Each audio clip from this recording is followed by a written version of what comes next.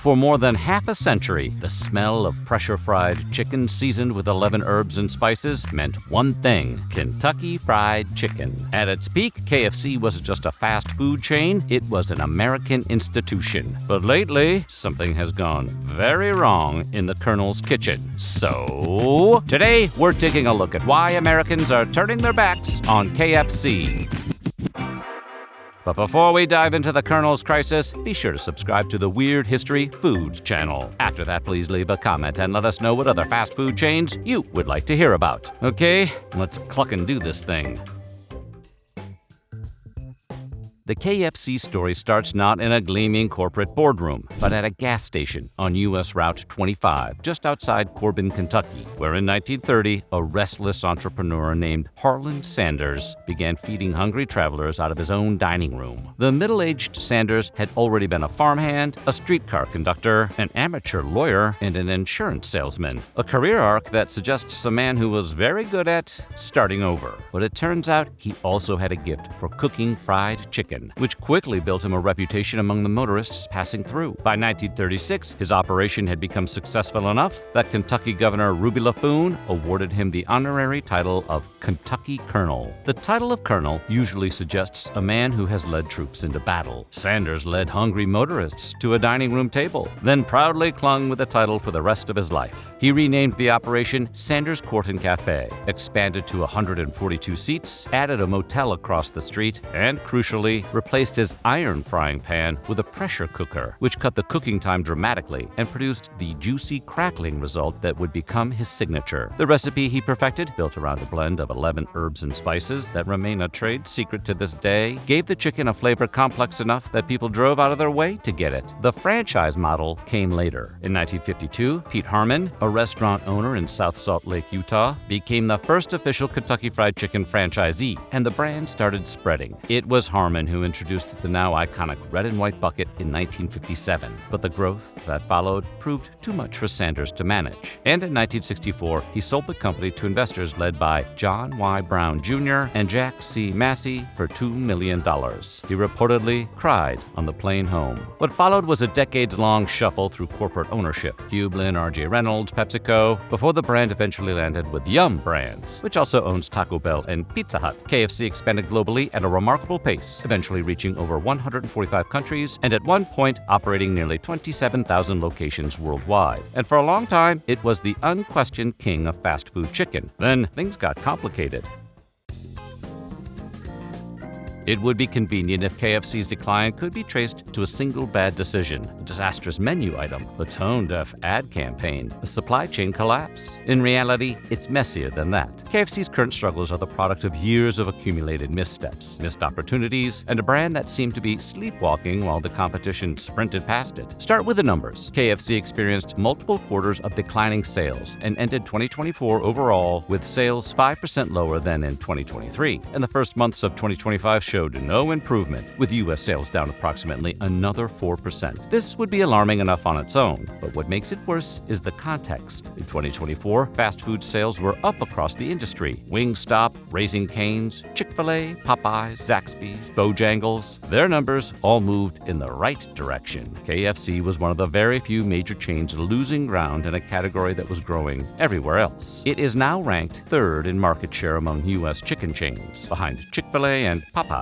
two brands that barely existed in their current form when KFC was in its heyday. Customer traffic tells the same story. Monthly foot traffic declines ranged from 2% to 12% every quarter in 2024 and into 2025. People weren't just spending less per visit, they stopped coming in at all. Why? Well, according to one data set compiled from consumer reporting agencies, KFC receives an average of roughly 5,000 customer complaints per month. Chick-fil-A, which has fewer U.S. locations, averages around 500. That's not a statistic, that's a verdict. The most common complaints center on food quality and service, and they are not entirely wrong. In Food Republic's own ranking of fast food fried chicken chains, KFC finished dead last. Customers have also been documenting some pretty conspicuous shrinkflation, pieces that seem to have shrunk while prices climbed. And prices have climbed steeply. KFC's menu got substantially more expensive coming out of the pandemic, and value-conscious consumers noticed. A chain that built its reputation on feeding families families affordably started to feel like it wasn't keeping up its end of the bargain. The marketing has not helped. In 2024, an AI-generated ad went viral for the wrong reasons. The Colonel's hands had the wrong number of fingers, which is exactly the kind of uncanny valley nightmare that tends to overshadow whatever product you were trying to sell. If you're going to use artificial intelligence in your advertising, the bare minimum requirement is that the person holding the chicken should have a normal human hand. Meanwhile, the company's relationship with its home state took an ugly turn. In early 2025, Yum! Brands announced it was relocating KFC's corporate headquarters from Louisville, Kentucky to Plano, Texas, a move widely characterized as a tax strategy. Not surprisingly, Kentucky Governor Andy Beshear came out against the move publicly. For a brand that has spent 75 years selling a very specific geography as part of its identity, after all, it isn't TFC, relocating to a Dallas suburb for financial reasons is the kind of decision that has a way of following you around, like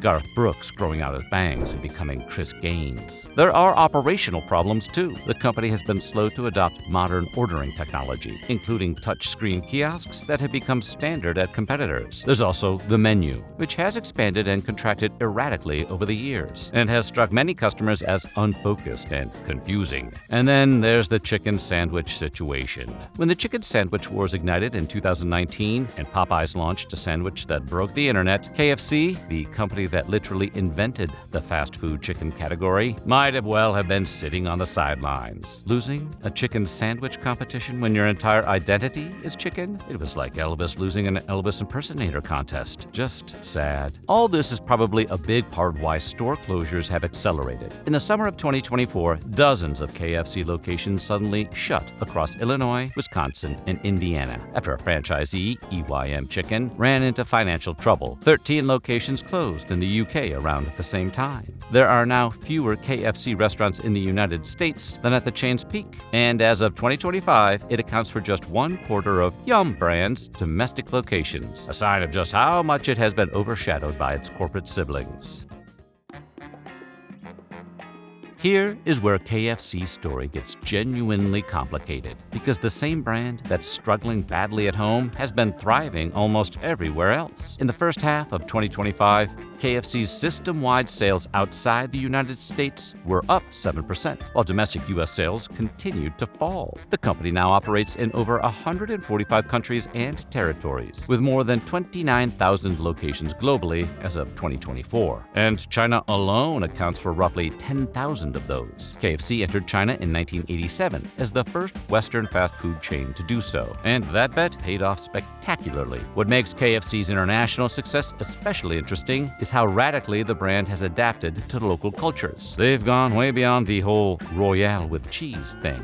In China, KFC operates with a fundamentally different business model than in the U.S. Larger dining areas to accommodate family groups, a broader and more localized menu featuring items like egg tarts, soy milk drinks, and congee. In India, where the company has over 1,000 locations, chicken curry bowls and vegetarian options fill out a menu built around the subcontinent's culinary traditions. There are over 1,100 outlets in Japan, where KFC has been a Christmas tradition since a 1974 marketing campaign effectively replaced Santa Claus with Colonel Sanders, two white-bearded old men, one of whom actually delivers. The international menu is its own rabbit hole. In the Philippines, there's the chitza, a pizza where the crust is literally a piece of fried chicken, topped with marinara, cheese, and pineapple. South Korea has produced the cheese donut chicken sandwich, in which a ring-shaped fried chicken fillet acts as the bun around a molten cheese center. Japan offers a teriyaki twister that tastes more like a Tokyo street snack than anything you'd find in Corbin, Kentucky. These items reveal a company that is genuinely creative and adaptable when it wants to be, which only deepens the mystery of why the U.S. operation has been so stuck. Africa and the Middle East are also significant markets. Egypt has had KFC since 1973 and now hosts over 164 locations. And South Africa has over 950, by far the largest presence on the continent. Nigeria, Kenya, and Uganda are all growing markets as well, with the company targeting the continent's expanding middle class. KFC is, in many parts of the world, not a brand associated with decline, it's associated with aspiration. Not everything overseas is going smoothly, though. In Turkey, the KFC operator IS Gida declared bankruptcy in 2025, resulting in the closure of hundreds of locations, effectively ending KFC's presence in the country for the foreseeable future. Maybe they should have called it Kentucky Fried Turkey. In July 2025, KFC announced what it was calling the Kentucky Fried Comeback, which meant they were giving the Colonel a facelift. It was a multi-pronged campaign built around the acknowledgement that something had gone wrong and an attempt to convince American consumers to give the brand another shot. The campaign's tagline was blunt: "The Colonel lived so we could chicken." The face of the effort was Catherine Tan Gillespie, who had been promoted from Chief Marketing Officer to President of KFC US in February 2025, one of several leadership changes at the brand. The visual centerpiece of the campaign was striking. The Colonel's familiar smiling face, which had adorned KFC storefronts and logos for decades, was replaced with a scowl. His expression shifted from cheerful to serious across store signage, billboards, and social media. The message was, "We know we're not happy about it either." Tan Gillespie put it directly: the Colonel would not be happy about our market share. The Colonel's not going to be smiling until our customers are. The campaign also featured celebrity chef and the Bear actor Maddie Matheson, who appeared alongside a dramatized Colonel Sanders in a new spot called Obsession, depicting Sanders' single-minded pursuit of the perfect fried chicken recipe. It's a strategy as old as marketing itself. When the chicken won't save you, dig up the Colonel. The campaign included tangible consumer incentives. A free bucket on us digital promotion offered a free 8-piece bucket of chicken with any $15 app or website purchase. New menu items arrived alongside it: fried pickles, a new comeback sauce, and the return of the $7 Phillips value meals. The brand also leaned into a related new concept called Saucy, a tenders-focused spin-off launched in Orlando that swaps the traditional KFC color scheme for a buzzy pink interior and offers 11 different sauces. Early results from the Saucy locations were reportedly strong enough that Yum! Brands executives discussed expansion, with the converted location ranking among the top-selling in the entire country. Whether any of this will actually work remains an open question, and the skepticism is warranted. Research conducted ahead of the campaign found that even among non-consumers, 90% of respondents had positive feelings toward KFC as a brand. The problem isn't that Americans dislike KFC. The problem is that too many of them have stopped thinking about it at all. Getting people to reconsider a brand they've quietly moved on from is genuinely difficult, and KFC has attempted variations of this kind of turnaround before, including a re-kernelization strategy launched in 2016 that produced only short-term gains, which ultimately didn't stick. As of late 2025, there was little hard evidence that the comeback campaign had moved the needle on domestic sales in any meaningful way. The bigger structural issue may be that for Yum! Brands, KFC's U.S. business simply isn't the priority. About 80% of the company's domestic profits come from Taco Bell, and KFC's international business has been thriving on its own. There is a real possibility that the version of KFC that once dominated American fast food culture is a smaller and smaller part of the parent company's actual business model. Not a flagship that needs to be saved, but a legacy property that generates reasonable revenue while executives focus their energy elsewhere. KFC has an uphill battle ahead. The chain that once defined American fast food chicken finds itself outmaneuvered in its own category, operating with a fractured identity, a brand name that no longer even accurately describes where it lives, and a series of competitors who have learned from the Colonel's playbook and executed it better. The bucket is still iconic. The 11 herbs and spices are still a secret, but in 2026, that might not be enough. So what do you think? Will KFC actually pull off a comeback? Let us know in the comments below, and while you're at it, check out some of these other videos from Weird History Food.